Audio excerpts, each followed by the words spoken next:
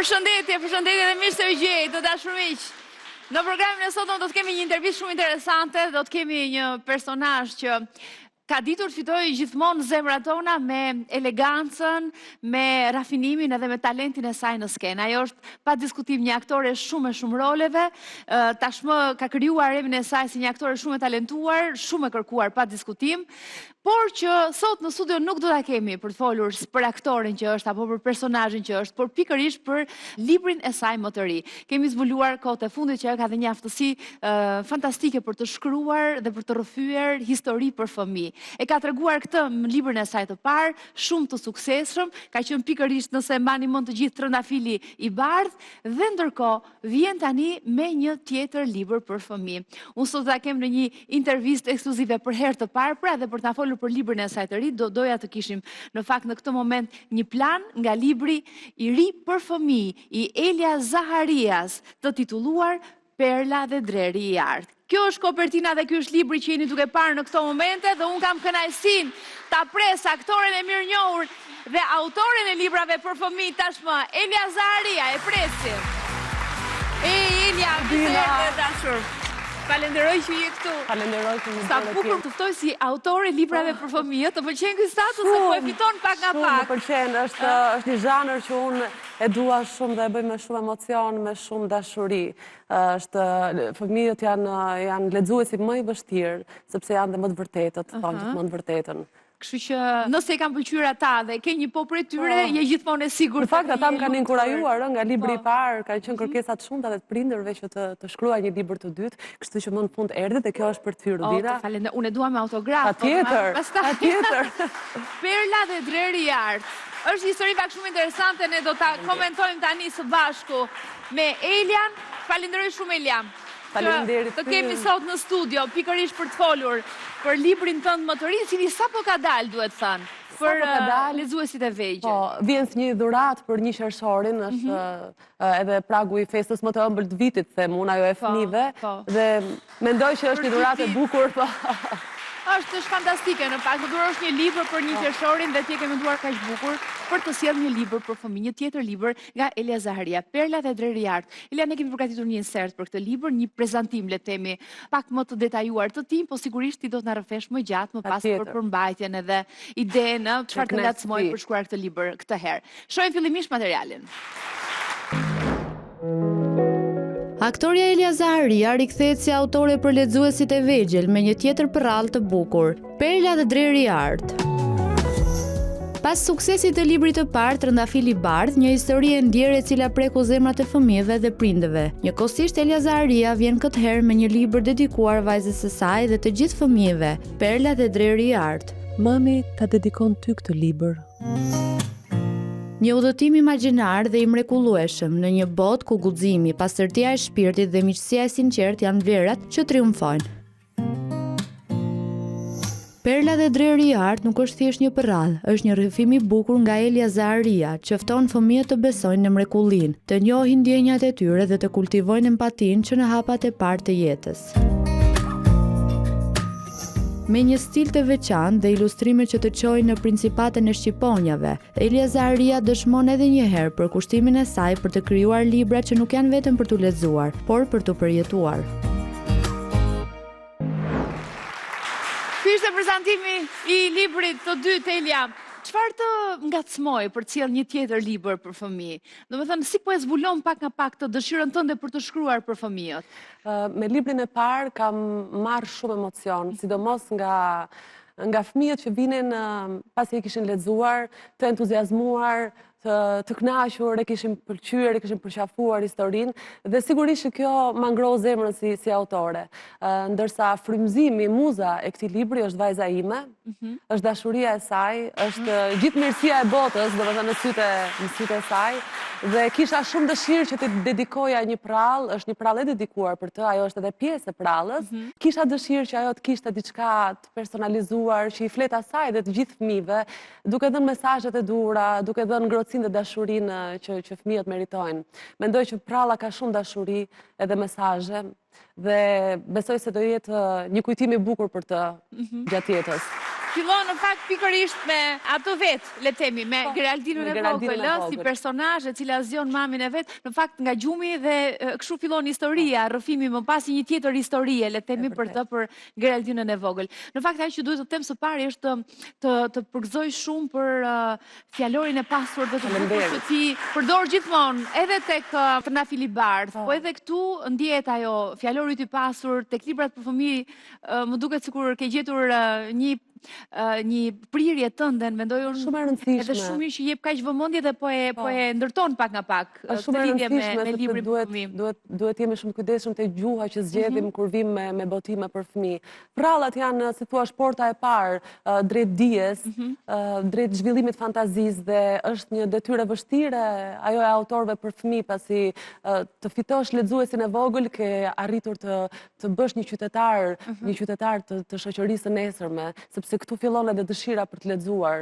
Kështu që përgjegjësia është shumë e madhe dhe unë kam shumë merak, se thua, që të zgjedh fjalët me kujdes dhe me shumë dashuri.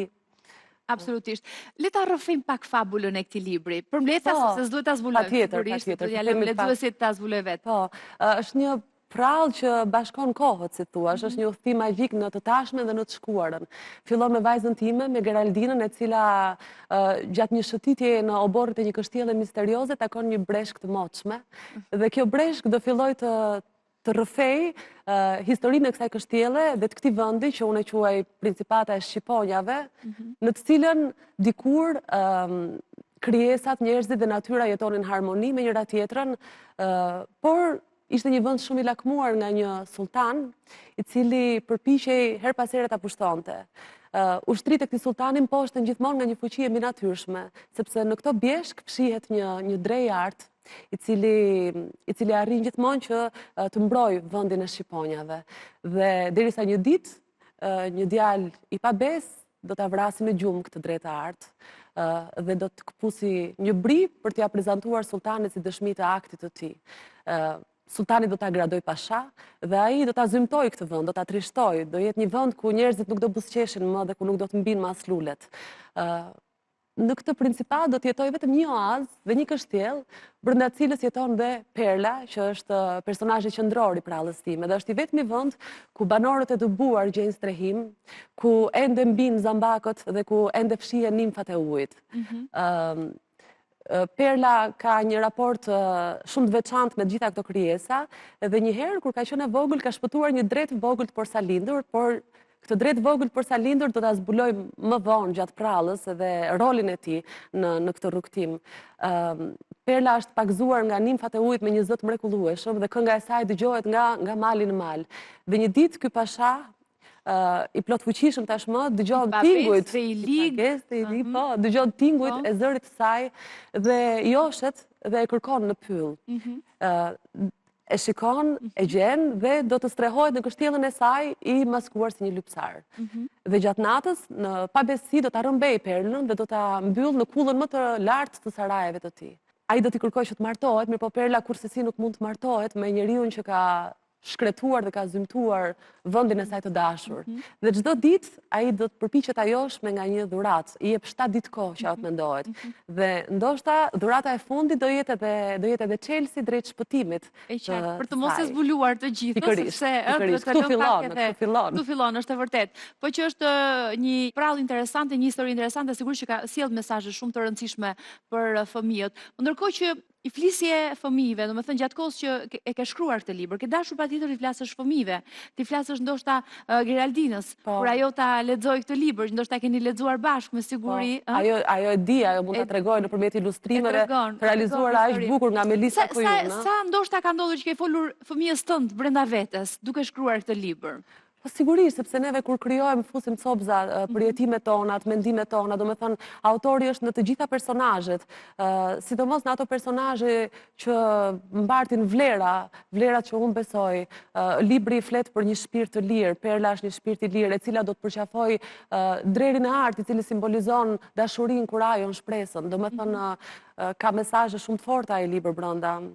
do të thënë i vë fëmijët përpara zgjedhjeve shumë të rëndësishme, por që nuk janë zgjedhje vetëm për moshën e tyre, janë zgjedhje që njeriu në shoqërojnë gjithë jetën. Në fakt është një libër i cili ka shumë ndjeshmëri, mënyra dhe shumë butësi, mënyra se si ti e rrëfen të gjithën, po ka edhe dramën, ka konfliktin, i ka të gjithë të element të fort, pabesin, ndarjen, fuqinë e dashurisë, fuqinë e kohës të vënit të gjërave në vendin e vet.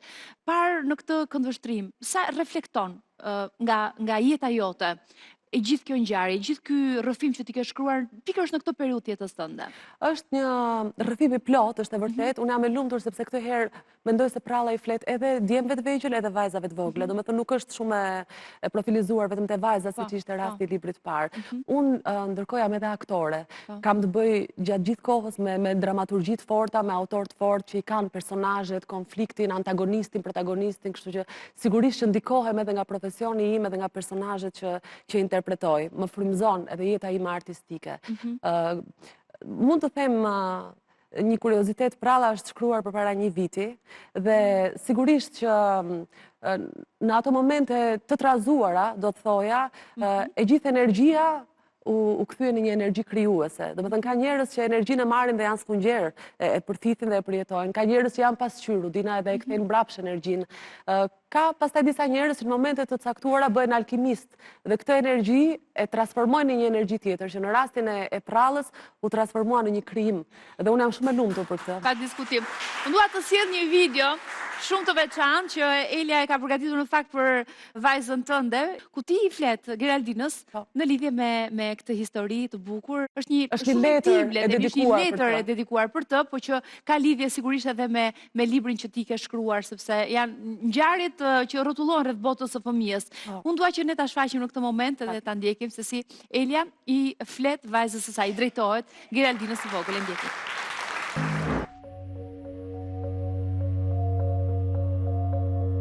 E shtrenjta voglushja ime, drita e syve. Mami ta dedikon ty këtë libër, me urimin që gjithë jeta jote t'jetë e pikturuar me ngjyrat më të ëmbla të prallave. Kur ta shfletosh me doçkat e tua të vogla, dua të ndjesh dashurinë e pafundme në çdo fjalës. Dua të kuptosh e të ndjesh në zemrën tënde plot dritë mesazhet që kjo prallë përcjell. Dashuria pa kushte, liria dhe kurajo janë thesaret më të çmuara që do zbulosh brenda kësaj dhurate. Ato nuk kanë çmim, mam. Ato janë shkëlqimi më vezullues i shpirtit. Këtu do lexosh se si mirësia triumfon gjithmonë nëse zemra është e pastër, se si lumturia fshihet tek gjërat në duke të thjeshta, por aq domethënëse, se si nuk duhet humbur kurrë shpresa, se si duhet besuar gjithmonë te vetja, pa hequr kurrë dorë nga ajo që duam me të vërtetë. Mbi të gjitha, kjo prallë do të rrëfejë se si koha, mam, koha ne e përgjigjet e duhura. Këtë prallë e kam shkruar unë, por e ke frymëzuar ti edhe vetëm ti, se je ti ai dielli që më ngro zemrën çdo ditë, me sytë tu ndërrimtar, me zërin tënd si cicërim, duke më dhuruar të gjithë botën me buzëqeshjen dhe përqafimin tënd. Të dua ty, jetoj për ty.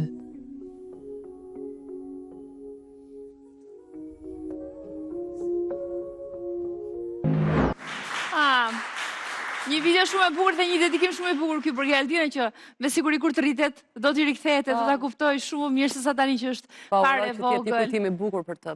Është e vërtet. Më thuaj pak cilat ishin përshtypjet e njerëzve të parë që kanë lexuar këtë libër, se ti sapo ke nxjerr praktikisht, kështu që të pak duhet jenë ata që kanë lexuar. Janë shumë të pak. Dina është familja ime, shtëpia botuese dhe bashkëpunëtorët e mi të pak deri tani. Kanë qenë përshtypje shumë pozitive për dimensionin edhe lirin që ka kjo prallë. Domethënë, nëse në rastin e prallës parë unë kisha një vit të përcaktuar historike, të cilën duhet ta respektoja, këtu ka mundur fantazia që të udhtojë lirë, si thuash. Kështu që mendoj se është një prallë më dinamike edhe më ndërrimtare. Në lidhje me shtëpinë votuese, shtëpia votuese Mediaprim, e cila e ka votuar dhe duhet thënë që është një kualitet vërtet shumë i lartë. Por përpara se të vazhdojmë këtu, do doja edhe ilustruesen ta përmendja, sepse në fakt e ka bërë një punë shumë të bukur. Melisa Kujun është është një ilustratore e re. Nuk është shqiptar, si mbjerë, nuk më tingëllon shqiptar. Babai saj është turk, është babai. Mamaja është shqiptar dhe për kuriozitet, mamaja saj ka qenë shoqe e klasës time në lice. Vërtet e ke? Sa kombinimi. Dhe jam shumë e lumtur që njoha edhe vajzën e saj. Po pra. E ka marrë vesh pasi e kisha përzgjedhur që ishte vajza e shoqes time të klasës, një vajzë jashtëzakonisht e përkushtuar dhe e talentuar, ajo është në vit të fundit të shkollës lartë dhe unë uroj shumë suksese dhe mendoj që ajo do ketë një rrugë shumë të gjatë dhe të bukur artistike, sepse ishte e përkushtuar, krijuese dhe shumë e durueshme, sepse unë jam pak detajiste, Rudina, edhe më pëlqen që një ilustrimi t'i kthehem e t'i rikthehem derisa të jetë perfekt në gjykimin tim, se perfektja nuk ekziston.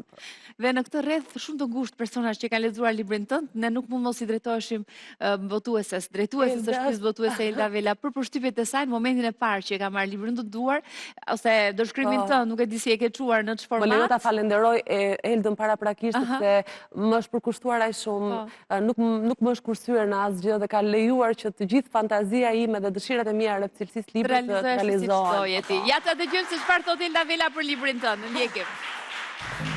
Përshëndetje Rudina, përshëndetje Elja, është kënaqësi për mua si një ndër lexueset e para të kësaj pralle kaq të bukur që Elja ka sjellë për voglushët, një prallë që më futi dhe mua në një botë plot zana me bukuri prallore, me kështjella dhe me vashëza të bukura dhe me lumenj që gugullojnë, zoj që cicerojnë, dhe ku ka më bukur se të futesh në një botë fëminore, ku ndërreshtat që ti lexon dallon një shqipe shumë të pastër, për cilën autori është kujdesur që ta ketë nga fillimi deri në fund të këtij rrëfimi kaq unik, i cili mendoj që do të grishi shumë fantazinë e voglushve dhe do të ngjallë tek ata dëshirën për të lexuar.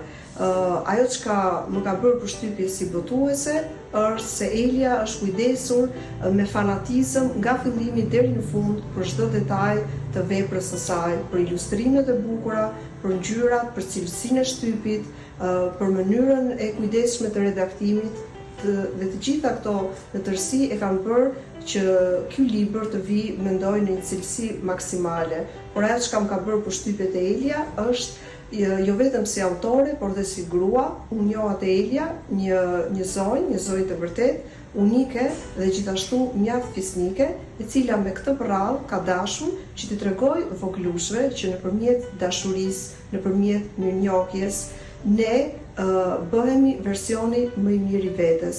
Ne bëhemi voglush të virtytshëm, jo vetëm për veten, por edhe për shoqërinë. Elja t'uroj shumë suksese, rrugtim të mbar librit, rrugtim të mbar kësaj gjëje kaq prallore që ti ke sjell, suksese në jetën tënde artistike. Të përshëndes. Më emocionoi Elda, me të mesazh. Elda, të falenderoj shumë për të gjithë bashkëpunimin tonë, jam shumë e lumtur që të njoha edhe unë.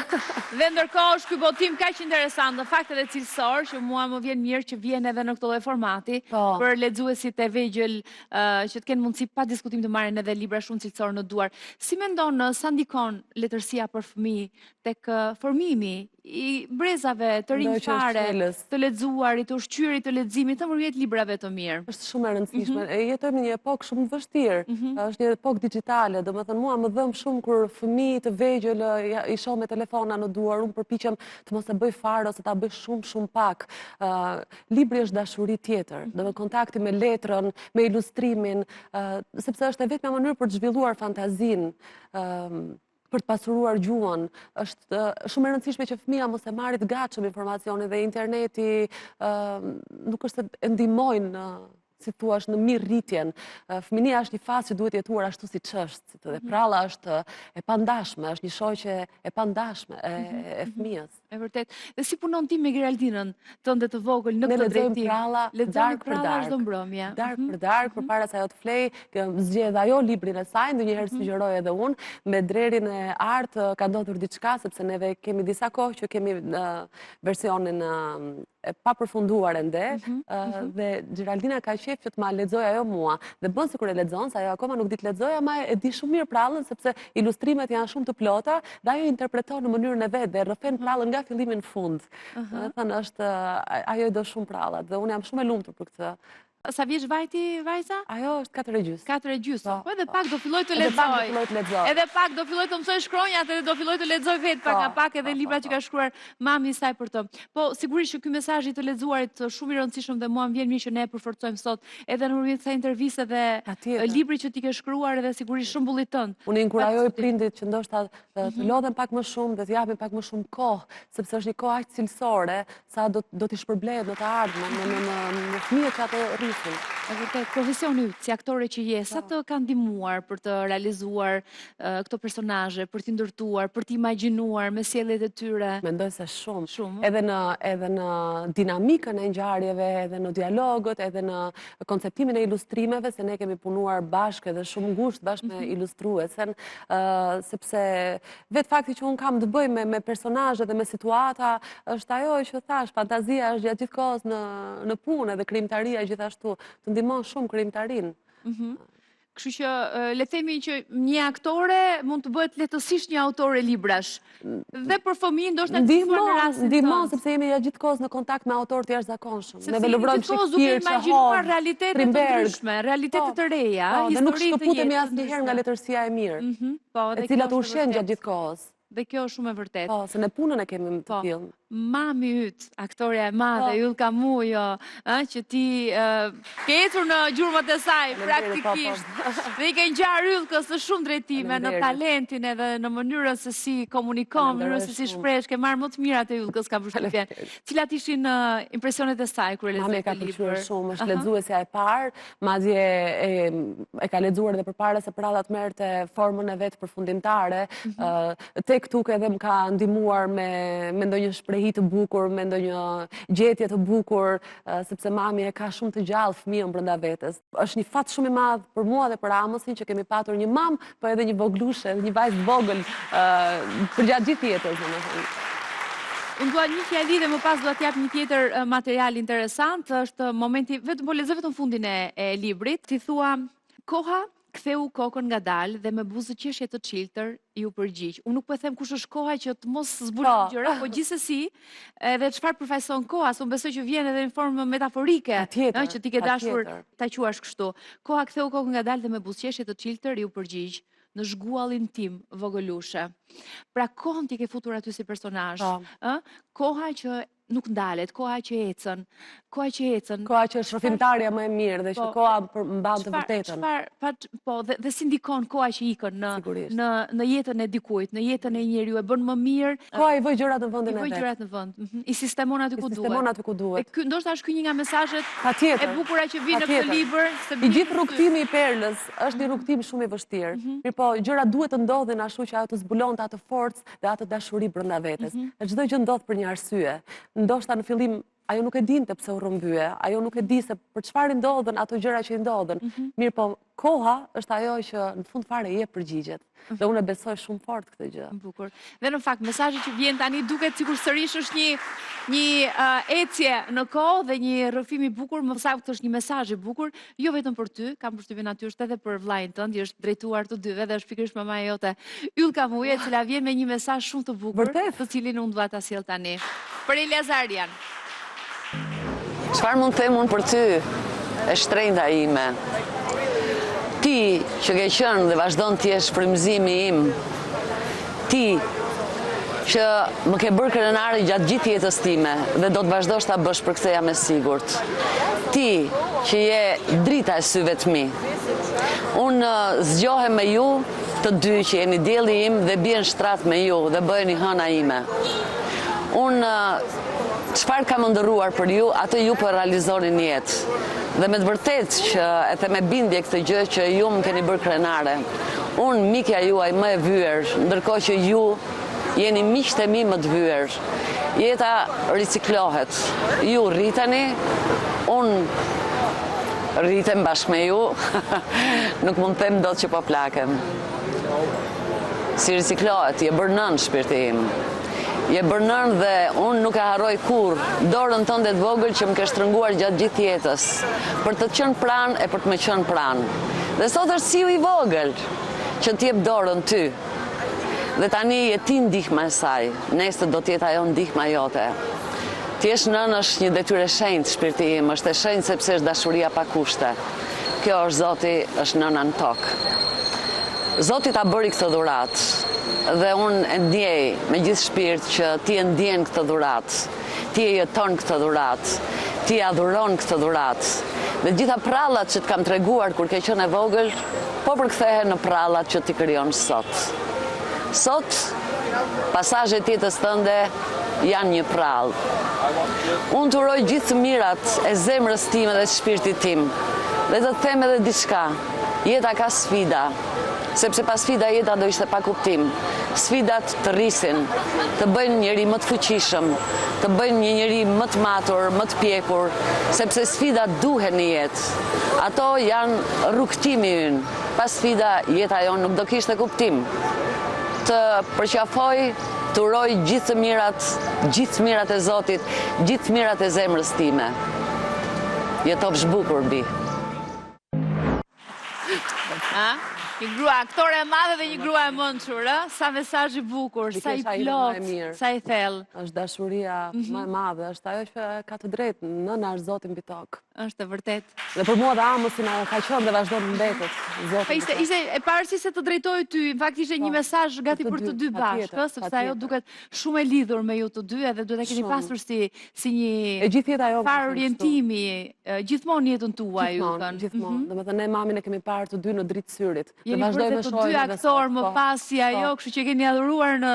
E di pse, sepse ne kemi parë ajo lumturinë që përjetonte në skenë, dashurinë që i ka kthyer teatrin mbrapsht dhe dashurinë që ajo ka dhënë te teatri. Dhe dashuria është forca e madhe, është gjithse. Kështu që ne të dy kemi ndjekur hapat e saj dhe uroj që edhe në profesionin ton ta bëjmë krenar duke patur secili individualitetin e vet. Yllka, jo vetëm një aktore e madhe, po sot foli me zemër të hapur si një mama për vajzën e saj Elian, po më lajmëron Regjia përpara se të vazhdoj në fakt në këtë moment, sepse u fokusua tek medalioni dhe ne nuk e përmendëm pak më herët. Duhet ta kishim përmendur sepse në fakt është një ide e re. Më trego diçka për të sepse e ke sjell ti këtë për herë të parë si ide, i cili është një medalion që shoqëron librin ose më saktë medalioni shoqërohet me librin bashkë. Më trego pak çfarë përfaqëson. Unë kam me shumë dashuri edhe këtë bashkëpunim, sepse përpos bashkëpunimit është edhe një raport njerëzor që u krijua midis meje dhe Alba Ruçës. Atëherë unë pata idenë që kjo prallë të shoqërohej me diçka simbolike që fëmijët apo mamat mund ta mbanin në qafë. Dhe ju drejtova Argjendari Pirros, të cilët i admiroj për punën e tyre dhe jo vetëm për punën e tyre, por edhe për dimensionin atletar që ata sjellin nëpërmjet krijimeve të tyre. Dhe ju drejtova me dëshirën dhe me propozimin që të bashkëpunonin për këtë prallë dhe ata sollën këtë medalion, të cilin tashmë unë e mbaj pranë zemrës, edhe unë edhe Geraldina, sepse vjen në 2 dimensione, edhe për fëmijë dhe për të rriturit, dhe është pikërisht emblema e kësaj pralle. Pra është perla që simbolizon shpirtin e lirë, që përqafon drerin e artë, i cili është simbol i dashurisë, si kurajo, si shpresës. Edhe është ide shumë e bukur kjo e këtij medalioni, është shumë e bukur për vajzën. E di, Rudina, shikoj vajzën time që kur lexon një prallë me princesha, me personazhe, pastaj ka dëshirë që të ketë diçka nga kjo prallë, do një varse ose diçka të vogël, një aksesor shkolle, dhe mendoj që ku ka më bukur se sa për fëmijët që do ta duan prallën, të kenë edhe diçka. Ta kenë gjithmonë me vete, një kujtim nga libri, përveç emocioneve që do t'i mbartin gjatë gjithë kohës. Elia, nuk dua të pyes, sigurisht edhe të ndërhyj në jetën tënde private, sepse di që është një periudhë që nuk besoj që do kishe shumë dëshirë të flisje. Se nëse ti dëshiron të flasësh, jo, unë mendoj që është mirë të flasim për kapitull që hapen se sa për kapitull që mbyllen. Edhe sot hapet një kapitull i bukur krimtarie. Vetëm doja të thoja këtë. Është e vërtet kjo, pra që ka gjërat bëjnë ciklin e vet, fillon diçka tjetër, ciklin e vet, kështu shjeta dhe është për të gjithë kështu, absolutisht, pa përjashtim. Vetëm një pyetje dua të bëj. Çfarë të ka mësuar kjo periudhë në jetën tënde? Jo ty si Elia si mama, jo Elia si aktore, as Elia si autore. Elias, vetëm Elias si individ. Çfarë të ka mësuar kjo periudhë e jetës tënde? Do ta them me një fjalë, Rudina. dimensionin e faljes. Kjo për mua nuk ka të paguar. Ka qenë një periudhë e lehtë, e vështirë dhe vetëm si jeti tani. Ka qenë një periudhë komplekse, mirë po unë falenderoj Zotin çdo ditë për atë mbështetje që më ka dhënë familja ime, rrethi im. Unë jam me shumë fat sepse prindrit e mi, familja ime nuk janë vetëm familje, po janë edhe miqtë e mi më të mirë, me cilët unë mund të ndaj çdo gjë, gjërat e vështira, gjërat e gëzuara dhe o Zotën them vetëm ti duam dhe ti falenderojmë prindrit çdo ditë për aq kohë sa janë. Pa diskutim. Dhe unë besoj shumë në këtë filozofinë. E që ato rasti nuk i ngjan rastit, në fakt, nuk është absolute, pa diskutim, po gjërat ose marrëdhëniet ndryshojnë formë, por në momentin që diçka ka lindur dhe është ndërtuar mes njerëzve, nuk mund të ç'bëhet, dhe asnjëherë nuk ç'bëhet dot. Thjesht ndryshon formë dhe mënyra, dhe unë besoj që është ajo që thua ti, koha do t'i vërë gjërat në vendin e vet. Patjetër. Secili sistemohet, çdo gjë sistemohet aty ku duhet. Ajo që ka rëndësi, tashmë ajo që ka rëndësi, ajo që për mua është prioritet, është mirëqenia e vajzës time. Unë dua që ajo të ndihet ngrohtë shpirtërisht dhe të marrë dashuri nga të dyja krahët. Për mua kjo është e vetmja gjë që vlen. Absolutisht. Dhe është për të përgëzuar fakti që të dy ju e jepni këtë, pavarësisht gjithçkaje, e rëndësishme është që prevalon vëmendja dhe ajo që është më rëndësishmja që është vajza Geraldina e bukur që po bëhet si dritë dielli, se shohim në video me ato fustanet e bukura që vesh. Edhe është vërtet një vajzë shumë e bukur, si një princeshë vogël, siç ajo është. Rritet me vlera, kjo ka rëndësi. Rudina, të rritet me vlera sepse fisnikëria e vërtet është në zemër. Fisnikëri nuk ta japin as Titut as Sofiqet. Ajo unë uroj që të ketë një zemër të pastër, të jetë një vajzë e mirë, të përgatitet bëhet e zonja vetes, edhe t'i doj njerëzit, domethënë të jetë fisnike në zemër. Pa diskutim. Ajo që kemi ndjekur ndërkohë nga Elia Zaria gjatë gjithë kësaj periudhe kanë qenë shfaqje të shumta, në cilat sigurisht ti ke vazhduar, është puna ajo që të cilës ti nuk je ndar kurrë, të qenurit në skenë, është një nga dashuritë e mëdha të tuat. Dhe në fakt ne sot nuk do kemi kohë të flasim shumë për shfaqjet, por gjithsesi kemi përgatitur një material i cili bën një përmbledhje të roleve të fundit që ti ke interpretuar në teatr, në kohë, ato që kemi pasur mundësi të kishim në video tona të xhiruara, sepse ne i ndjekim mirëpasere shfaqjet. Po dhe falenderoj shumë që i promovon Rudina, falenderoj shumë se teatri ka shumë nevojë për mbështetje. Mundohemi të bëjmë më të mirën tonë. Kemi përgatitur një material ku të shohim ty në një kolazh me disa nga momentet në shfaqjet e tua më të fundit. Le ta ndjekim tani. Unë edhe Charlie. Zona, tu diçka u thye. Barbara mjaft. Unë edhe Charlie. Charlie Vogël. Unë edhe Charlie. Charlie Vogël. Unë edhe Charlie. Charlie Vogël. Barbara, të lutem. Do thuash Charlie Voglushi se ndryshe se kupton për kohë ke fjalë. Les escaliers de la butte sont dures, misères, mais le démon protège les amoureux. Bëhet burgesh, kapiton. Do pyllet manastir, të paktën atje do argëtohet. Do punoj tokën, do të këndoj, do rrjem puna, do shkon punë, kapiton. Do shkon punë, do shkon punë. Ky ishte edhe materiali që kishim përgatitur, shfaqje të ndryshme, një jetë shumë e pasur, duhet të thënë, në këtë drejtim. Kam patur shumë fat, edhe me profesionin, më janë dhënë role shumë të bukura, edhe vazhdoj përjetoj emocione shumë të bukura në skenë, dhe aktualisht sot që po flasim, është shfaqja Kërkohet një tenor në teatr, dhe jam shumë e lumtur sepse pas shumë vitesh më është dhënë një rol në komedi. Në komedi, se kishte marrë mall, e kisha dashur dhe dhe në vedia ime kishte kërkuar aq shumë sepse ç'është e vërteta kam patur eksperienca shumë të bukura artistike, por në dramat një pasnjëshme. Dhe kisha shumë nevojë për primarje në komedi. Kam përshtypjen që gjithë përgatitja, gjithë periudha për përgatitore duhet të jetë shumë e këndshme. Është shumë argëtuese. Domethënë argëtohemi ne në të njëjtën kohë me publikun. Dhe është pritur shumë mirë, është një shfaqje ka pasur sukses, e kemi folur edhe në studio. Një plan tjetër, projekt tjetër i yti cili është? Kam, do viti promovoj të ty Rudina në kohë. Je mirë pritur gjithmonë në teatr, kemi ndonjë rol të ri?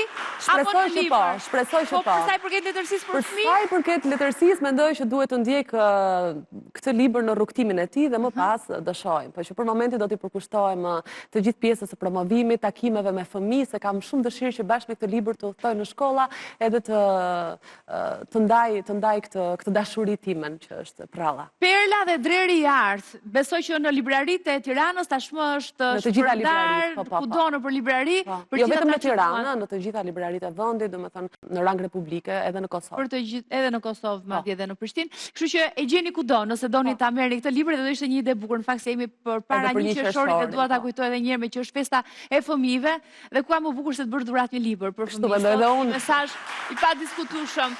Dhe mbi të gjitha një libër i shkruar nga Elia Zaharia. Elia, të falenderoj shumë që ishe sot në studio. Falenderoj unë shumë. Ishte kënaqësi e veçantë që të pata, u kënaqa shumë kishte marrë malli. Edhe dua të jesh mirë, Jam. Edhe shoqë rrezaton. Kështu që vjen mirë që të shikoj mirë. Faleminderit shumë. Faleminderit që ishe me ne sot. Faleminderit. Ndërkohë që unë do duhet të zhvendosem, do të të lë pak këtu sepse do duhet të zhvendosem në këndin tjetër të studios son, aty ku na presin miqtan të Prince Cafe.